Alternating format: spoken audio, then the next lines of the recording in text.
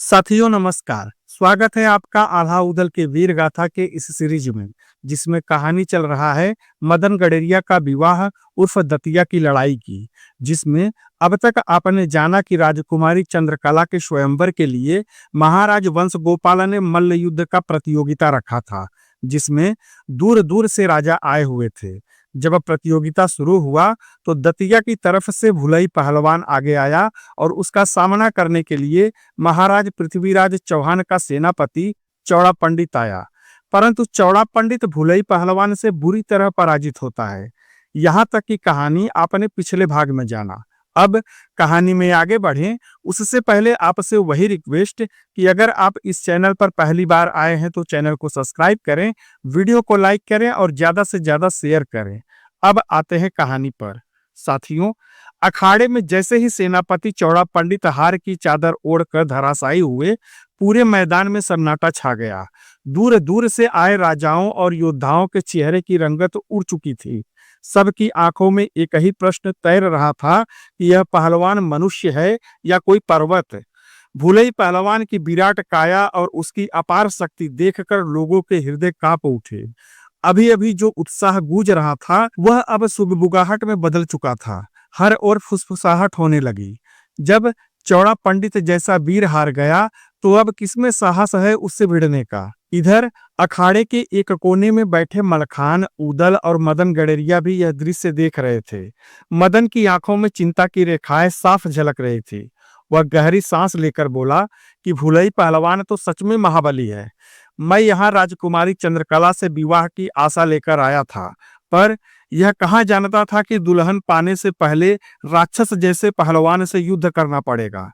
ऐसा लग रहा है कि अगर मैं अपने पैरों पर चलकर अखाड़े में गया तो यकीन मानो 4 कंधों पर ही लौटाया जाऊंगा। मदन के शब्दों में डर था, पर साथ ही ईमानदारी भी। उसकी बात सुनकर उदल मंद मुस्कान के साथ उसकी ओर देखा और मदन के कंधे पर हाथ ठोकते हुए बोला, डरो मत मित्र, भुलई ताकतवर अवश्य है, पर कुश्ती की यह प्रतियोगिता अभी समाप्त नहीं हुई है। उसे अभी महोबा के पहलवानों से लोहा लेना बाकी है। महोबा के वीर केवल ताकत से नहीं, हिम्मत और रणनीति से भी लड़ते हैं। इतने में मलखान भी गंभीर स्वर में बोल पड़े, सही कहा उदल ने, अभी इस पहलवान को महोबा की चट्टानों से टकराना है, और जब महोबा भिड़ता है तो पर्वत भी दरक जाते हैं। मदन, तुम निश्चिंत रहो, तुम्हारा विवाह राजकुमारी चंद्रकला से अवश्य होगा। तुम्हारी जोड़ी ईश्वर ने बनाई है, और ईश्वर ने जो जोड़ी बनाई है उसे भुलई जैसी शक्ति नहीं तोड़ सकती। मलखान के वचनों से मदन के चेहरे पर एक क्षण को खुशी की झलक जरूर आई, पर उसके मन के भीतर चिंता अब भी बोझ बनकर बैठी थी। वह जानता था चंद्रकला तक पहुंचने का मार्ग अब सीधा नहीं रहा। उस मार्ग में भुलई पहलवान जैसा अजेय योद्धा खड़ा था, जिससे बिना भिड़े, बिना लड़े न प्रेम की जीत संभव थी और न विवाह का स्वप्न पूरा होना था। मदन ने दूर अखाड़े में खड़े भुलई की ओर देखा, जिसका फौलाद जैसा शरीर, आग उगलती आंखें और विजेता का अडिग गर्व साफ झलक रहा था। फिर उसके होठों से धीमे स्वर में निकला, अब जो होगा देखा जाएगा। इधर जब चौड़ा पंडित की हार हुई तो सभा में सन्नाटा फैल गया, पर उस सन्नाटे को सबसे अधिक जिसने महसूस किया वे थे पृथ्वीराज चौहान। जैसे ही उन्होंने अपने प्रिय सेनापति को धूल में गिरते देखा, उनका रक्त खौल उठा। क्रोध से उनकी आंखें लाल हो गई। चौड़ा पंडित की पराजय सिर्फ एक योद्धा की हार नहीं थी, यह पृथ्वीराज चौहान की प्रतिष्ठा पर लगी चोट थी, और वह अपमान उन्हें कदापि स्वीकार नहीं था।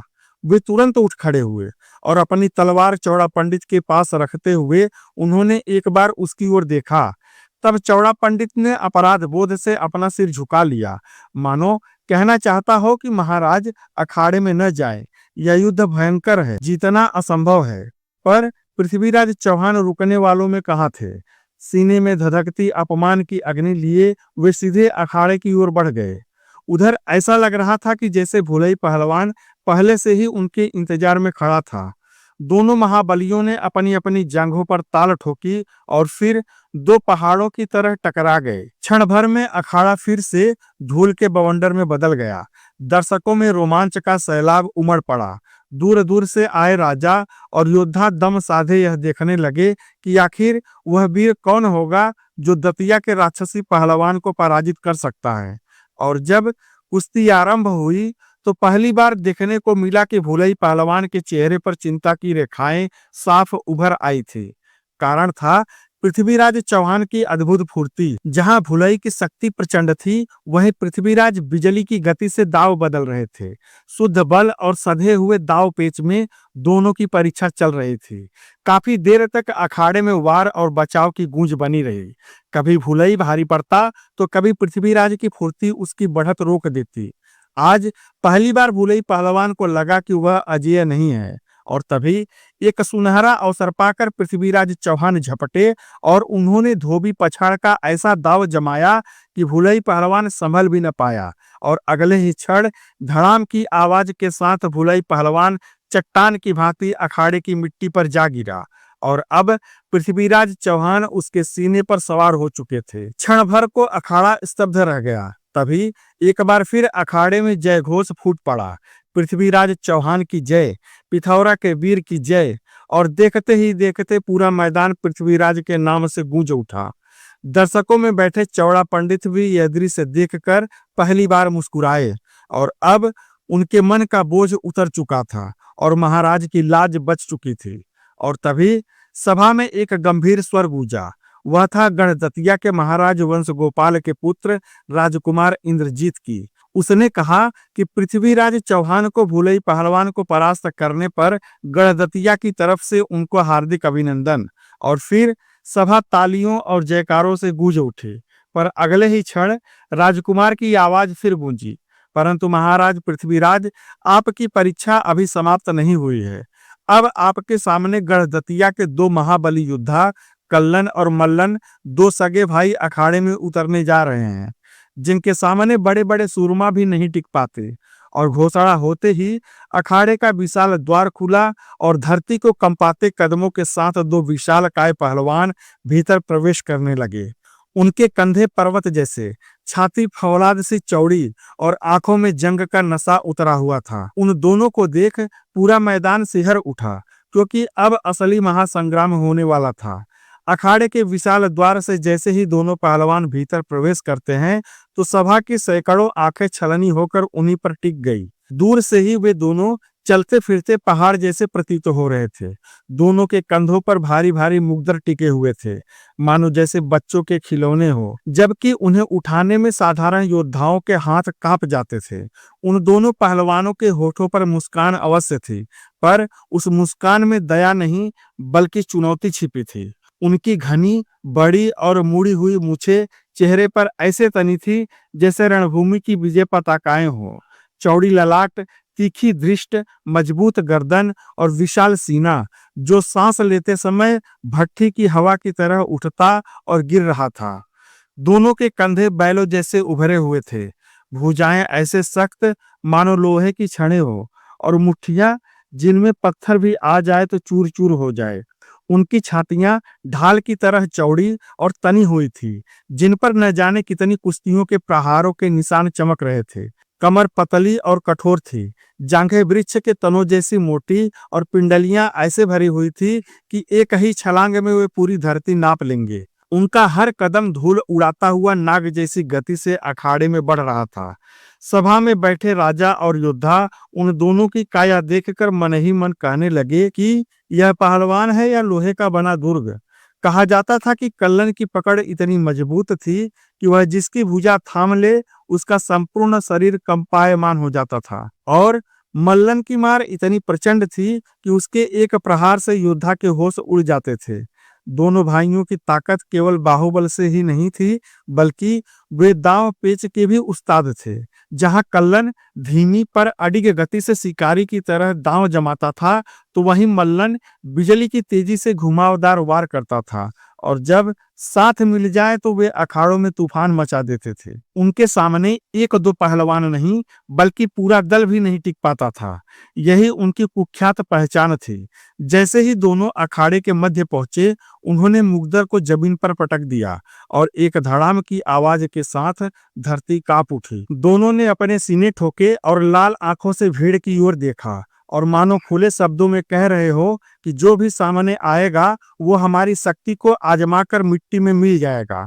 अब अखाड़ा थम चुका था, सभी की सांसें रुकी हुई थी, क्योंकि अब पृथ्वीराज चौहान के सामने दो पहलवान नहीं, बल्कि पहलवान के नाम पर दो पर्वत खड़े थे, कल्लन और मल्लन।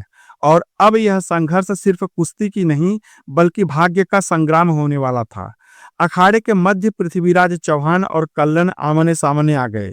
एक ओर पिथौरागढ़ का तेजस्वी वीर जो कि फुर्ती और रणनीति का बादशाह था, तो दूसरी ओर गड़दतिया का पर्वत सा पहलवान कल्लन था, जिसकी बाहों में असीम बल सुलग रहा था। दोनों ने अपनी जांघों पर एक साथ थपकी दी और अगले ही क्षण दो प्रलयंकारी शक्तियां टकरा गई। अखाड़ा फिर धूल के बवंडर में बदल गया, कभी पकड़, कभी झपट, कभी पलटवार में शरीर से शरीर भिड़ते भिड़ते रह जाते। दांव पेच पर दांव चढ़ते गए, ऊपर नीचे की उठापटक में मिट्टी आकाश में उड़ने लगी। घंटों तक दोनों पहलवान एक दूसरे को पछाड़ने का अवसर तलाशते रहे। पृथ्वीराज फुर्ती से दांव बदलते हुए कभी पीछे हटते, कभी बिजली की गति से नए दांव का वार करते, हर बार नए पैतरे आजमाते। पर कल्लन की शक्ति मानो अथाह सागर थी, जितना दबाओ उतना ही उफन पड़ता था। और अचानक कल्लन ने अपनी विशाल भुजाओं में पृथ्वीराज को जकड़ लिया और एक तीव्र घुमाव दिया, और धड़ाम से पृथ्वीराज चौहान अखाड़े की मिट्टी से जा टकराए। धूल का विशाल गुबार उठ पड़ा, क्षण भर सन्नाटा छाया रहा और फिर पूरा अखाड़ा जयघोष से गूंज उठा। कल्लन पहलवान की जय, गड़दतिया की जय। भीड़ अब उत्तेजना में उछल पड़ी और पृथ्वीराज हार स्वीकार करते हुए संभल कर उठे और अपने आसन की ओर चल पड़े। इधर भीड़ में से आगे बढ़े बिरियागढ़ के दो सिंह, वीर सिंह और हेर सिंह, दोनों ही मजबूत बदन, तपती नसें और धधकती आंखें लिए अखाड़े में उतरे। अब अखाड़े में चार पर्वत आमने सामने खड़े थे, गड़दतिया से कल्लन और मल्लन, और बिरियागढ़ से राजकुमार वीर सिंह और हेर सिंह। न यहाँ तलवार थी, न भाला, और न ही यह रणभूमि का युद्ध था। यह युद्ध तो सिर्फ बाहुबल का था। एक बार फिर नगाड़ों की थाप गूंजी और फिर महासंग्राम शुरू हुआ। चारों योद्धा एक दूसरे पर टूट पड़े, कभी दो दो भिड़े, कभी घुमावदार पकड़ों में फंसे। हर बार एक नई चाल, हर बार एक नया दांव। चारों ओर धूल, पसीना और भयंकर गर्जना छा गई। ऐसा लगने लगा मानो अखाड़े में तूफान उतर आया हो। घंटों तक शक्ति की परीक्षा चलती रही। वीर सिंह की पकड़ मजबूत थी, तो वहीं हीर सिंह की उठान प्राणघातक थी। परंतु कल्लन मल्लन की जोड़ी सजग और समन्वित थी। एक दांव लगाता तो दूसरा घातक वार पूरा करता। धीरे धीरे बिरियागढ़ के दोनों सूरमाओं की सांसें उखड़ने लगी, पसीना आंखों में भरने लगा, और अंततः कल्लन ने वीर सिंह को जकड़कर मिट्टी में पटक दिया, तो वहीं दूसरी तरफ मल्लन ने हीर सिंह को धोबी पछाड़ में फंसा दिया। और धड़ाम धड़ाम की आवाज के साथ दोनों राजकुमार भाई एक एक कर धरती पर गिर पड़े। फिर क्या था, चारों दिशाओं में एक बार फिर जयघोष फूट पड़ा। गड़दतिया की जय, कल्लन मल्लन की जय। अब अखाड़ा स्तब्ध था, क्योंकि आज तक किसी ने बिरियागढ़ के इन दोनों वीरों को ऐसे परास्त होते हुए नहीं देखा था। धूल में पड़े वीर सिंह और हीर सिंह हार स्वीकार करके उठकर खड़े हुए। अब सभी यह जान गए थे कि कल्लन मल्लन की जोड़ी इस अखाड़े की सबसे भयंकर शक्ति बन चुकी है। इसके बाद तो मानो अब अखाड़ा वीरों की परीक्षा भूमि बन गई हो, और एक एक कर कई राजा और कई राजकुमार आए, परंतु कल्लन और मल्लन को हिला तक नहीं पाए। पैरागढ़, झांझन, गोंडवाना, कुआंगढ़, गढ़ा, गढ़गिन्नौर, कालिंजर, हीरागढ़, सिंगलगढ़, कन्नौज, उरई, विजयगढ़, गाजर और बावनगढ़ के राजा तथा उनके दिग्गज पहलवान अखाड़े में उतरे। किसी ने कूद कर चुनौती दी, तो किसी ने गर्जना करते हुए हाथ मारा, तो कोई अपनी प्रतिष्ठा बचाने की अंतिम आशा लेकर लड़ा। पर हर बार परिणाम एक ही रहा। कल्लन और मल्लन उन भारी भरकम योद्धाओं को ऐसे पटकते मानो सब सूखे तिनके हो। कोई एक दांव में उल्टा गिर गया, तो कोई दूसरे ही झटके में मिट्टी चाट बैठा। चारों ओर धूल और हार की पीड़ा बिखरने लगी। जो राजा सिर ऊंचा करके अखाड़े में उतरते थे, वे पराजय के बाद लटके कंधों, झुकी दृष्टि और उदास चेहरों के साथ अपने अपने आसनों पर लौट जाते थे। सभा में भारी उदासी छा गई और यहाँ यह हार उन राजाओं की कमजोरी नहीं थी, बल्कि असल कारण था कल्लन और मल्लन की अपराजेय शक्ति।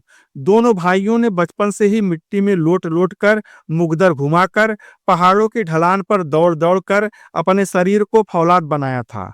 दिन-रात का अभ्यास ही उनका भोजन था और परिश्रम ही उनका व्रत था, जिसका फल आज सबके सामने था। दतिया के अखाड़े में आए सभी राजा एक-एक कर पराजित होते चले गए। इधर सिंहासन पर बैठे राजा वंश गोपाल यह सब देख रहे थे। पहले वे मौन थे, फिर उनके चेहरे पर चिंता की रेखाएं गहरी होने लगी। वे सोचने लगे कि कहीं मेरा यह निर्णय गलत तो नहीं था। क्या इतनी कठिन शर्त रखकर मैंने अपनी ही पुत्री के स्वयंवर के द्वार बंद तो नहीं कर दिए? एक-एक कर सब राजा हार रहे हैं, तो क्या मेरा स्वयंवर व्यर्थ चला जाएगा? राजा के मन में आशंका की लहरें उठने लगी और आखिर उनके सब्र का बांध टूट ही गया। वे सिंहासन से उठ खड़े हुए। उनकी आंखों में घबराहट और पीड़ा एक साथ चमक रही थी। महाराज सभा की ओर देखते हुए दहाड़ उठे। बस, अब बहुत हो चुका। राजा की आवाज सुनते ही सारा प्रतियोगिता स्थल सन्नाटे में डूब गया। सभी की निगाहें राजा वंश गोपाल पर टिक गई, क्योंकि अब राजा का अगला वाक्य ही इस स्वयंवर के भाग्य का निर्णय करने वाला था। सिंहासन से खड़े होते हुए राजा वंश गोपाल प्रतियोगिता स्थल और अखाड़े की ओर मुखातिब हुए। उनकी आंखों में निराशा तैर रही थी और स्वर में वेदना और कठोरता एक साथ झलक रही थी। उन्होंने भारी स्वर में कहा, यहाँ इस प्रतियोगिता में आए सभी राजाओं, राजकुमारों और वीर सरदारों, आप सबको देखकर और आपके प्रयासों को देखकर मुझे बड़ी प्रसन्नता हुई। परंतु बड़े दुख के साथ यह भी कहना पड़ रहा है कि आप सब ने न केवल मेरी आशाओं को तोड़ा है, बल्कि मुझे गहरी निराशा भी दी है। राजा के शब्द बाण की तरह वहां आए वीरों के हृदय में उतरते चले गए। अखाड़े में उपस्थित हर राजा और वीर सिर झुकाए खड़ा रह गया और पूरे प्रतियोगिता स्थल में मौन छा गया। तब राजा ने आगे कहा, क्या यहाँ ऐसा कोई वीर नहीं बचा जो मेरे दोनों पहलवानों कल्लन और मल्लन का सामना कर सके? क्या इस विशाल स्थल में ऐसा कोई नहीं है जो मेरी पुत्री चंद्रकला से विवाह करने के योग्य हो? क्या कोई ऐसा नहीं है जो मेरी शर्तें पूरी कर सके और गढ़दतिया के मान और सम्मान को धारण कर सके? उनकी आवाज भरे हुए गले से निकलकर पूरे अखाड़े में गूंज गई। उन्होंने चारों ओर दृष्टि दौड़ाई और एक-एक राजाओं के झुके हुए मस्तकों को देखा और दृढ़ स्वर में बोले, यदि यहाँ सचमुच कोई वीर है जो मेरी शर्तों को पूरा कर सकता है, तो वही अब इस अखाड़े में उतरे, और जो इस योग्य नहीं है, वह कृपया अखाड़े का समय बर्बाद न करे। उन्होंने अंतिम वाक्य में कहा कि मैं आशा करता हूं कि आप सब मेरी बात से सहमत होंगे और इस पर अमल करेंगे। राजा के शब्द अखाड़े में हथौड़े की तरह गिरे और अब पूरा प्रतियोगिता स्थल सन्नाटे में डूब गया। न कोई बोल रहा था, न कोई हिल रहा था। सैकड़ों जोड़ी आंखें अखाड़े पर टिकी थी। सब यही सोच रहे थे कि अब कौन उतरेगा जो गढ़दतिया की शर्त को पूरा कर सके। अब धूल से सने अखाड़े में केवल हवा की सरसराहट सुनाई दे रही थी। सभी सिर झुकाए उस खाली अखाड़े को देख रहे थे। ऐसा लग रहा था कि मानो उस मौन में किसी महान वीर के आगमन का संकेत मिलने वाला हो। इधर पूरे प्रतियोगिता स्थल में जब गहरा सन्नाटा छा गया और कोई भी वीर आगे बढ़ने का साहस नहीं कर पा रहा था, तभी मलखान ने मदन गडरिया की ओर देखा और गंभीर स्वर में बोला, मदन, अब तुम्हारी बारी है। जाओ अखाड़े में और राजा वंश गोपाल को अपनी योग्यता दिखाओ। मलखान की बात सुनकर मदन ने एक नजर उसकी ओर डाली तो मलखान मंद मंद मुस्कुरा रहा था। मदन के मन में क्षण भर के लिए शंका की लहर दौड़ उठी। उसके मन में विचार उठा कि लगता है मलखान ने मुझे बलि का बकरा बना दिया है। अरे, इन दोनों शैतानों के सामने जाने के बाद क्या मैं सही सलामत वापस लौट भी पाऊंगा? उसके मन में यही सब चल रहा था कि तभी पास खड़े उदल ने मदन का कंधा थपथपाते हुए कहा, डरो मत मदन, अब महोबा की बारी है। पहले तुम जाओगे, फिर हम सब अखाड़े में उतरेंगे। अब तक की कुश्तियां देखकर मदन भीतर से घबराया हुआ तो था, परंतु मलखान और उदल के प्रति उसका सम्मान इतना गहरा था कि वह उनकी बात टाल भी नहीं सका। उसने गहरी सांस ली और धीरे धीरे अपने कदम अखाड़े की ओर बढ़ा दिए। पूरा मैदान उसकी ओर देखने लगा। मदन जैसे ही अखाड़े में पहुंचा, वहां पहले से खड़े कल्लन और मल्लन उसकी ओर घूर कर देखने लगे। उनकी लाल आंखों की चमक देखकर मानो मदन की नसों में खून सूख सा गया हो। हृदय तेजी से धड़क उठा। एक पल को डर ने उसके मन में दस्तक दी, पर वह मदन गडरिया था, महोबा का सूरवीर। और महोबा के वीर के मन में डर घर बना ले तो वह महोबा का पुत्र हो ही नहीं सकता। मदन ने खुद को संभाला, सीना चौड़ा किया, कंधे ताने और दोनों भयंकर पहलवानों की ओर मुस्कुरा कर देखने लगा। उसके उस मुस्कान में न भय था न संकोच, बस था तो एक योद्धा का दृढ़ संकल्प। मानो वह कह रहा हो कि आज चाहे जो भी हो जाए, हम बिना लड़े महोबा नहीं लौटेंगे। अखाड़े में अब एक नया अध्याय शुरू होने वाला था। मदन गडरिया बनाम कल्लन मल्लन, और पूरा मैदान अपनी सांसें थामे इस अद्भुत संघर्ष को बेसब्री से इंतजार करने लगा। इधर मंच पर बैठी राजकुमारी चंद्रकला की दृष्टि जैसे ही अचानक अखाड़े की ओर गई और उसने मदन गडरिया को मैदान में उतरते देखा, तो उसका हृदय आनंद से धड़क उठा। न चाहते हुए भी उसके होठों पर एक हल्की मुस्कान उभर आई, मानो मदन के भीतर कोई अनजानी सम्मोहन शक्ति छिपी हो, जो चंद्रकला को अपनी ओर खींचे जा रही थी। राजकुमारी टकटकी लगाए उसे देखने लगी। तभी उसके मन में एक विचार कौंध उठा, यह युवक मुझे पहले भी कहीं दिखा है। यह ख्याल आते ही उसने अपनी स्मृति पटल पर थोड़ा जोर डाला और फिर अचानक उसकी आंखें चमक उठी। अरे हाँ, यह तो वही है। यह वही युवक है जो उस दिन मेले में मुझे नजर टिकाकर देख रहा था, और यही तो वह विजेता था जिसे दंगल जीतने पर मैंने स्वयं अपने हाथों से पुरस्कार दिया था। और सहसा राजकुमारी की आंखों के सामने उस दिन का दृश्य जीवित हो उठा। मदन का निरंतर उसकी ओर देखना और अपनी संकोच मुस्कुराहट में ढक लेना, और स्वयं राजकुमारी चंद्रकला का हल्की मुस्कान के साथ चुपचाप सब कुछ स्वीकार कर लेना। यादों की लहर में बहते हुए उसके होठों पर फिर वही मुस्कान लौट आई। पर अगले ही क्षण उसके मन में एक और प्रश्न जाग उठा, और राजकुमारी के मन में विचार उठा कि यह तो ठीक है कि मैं इससे पहले भी मिल चुकी हूँ, लेकिन इसके प्रति मेरे मन में इतना आकर्षण क्यों है? क्या अब मेरा मन मेरे बस में नहीं रहा? अचानक आए इस ख्याल से राजकुमारी संभल पड़ी। उसने हल्का सा सिर झटका और स्वयं को वर्तमान में लौटाया। अब उसकी दृष्टि फिर से अखाड़े पर टिक गई और मन में एक नई आशा जन्म लेने लगी। क्या यह युवा वास्तव में दोनों पहलवानों कल्लन और मल्लन को परास्त कर पाएगा? और फिर क्षण भर रुककर उसने खुद से कहा, काश ऐसा हो जाए तो मेरा विवाह इसी सजीले वीर युवक से हो जाए। इतना सोचते ही राजकुमारी के हृदय में खुशी की लहर दौड़ गई। अब वह केवल राजकुमारी नहीं रह गई थी, अब मन ही मन वह एक प्रार्थना करती युवती बन गई थी, जो अपने अनजाने प्रेम को विजय की कामना में ढाल रही थी। उसकी आंखें मदन पर टिकी थी और हृदय में केवल एक ही भावना। वह प्रार्थना करने लगी कि हे ईश्वर, आज मदन को विजय दिला देना।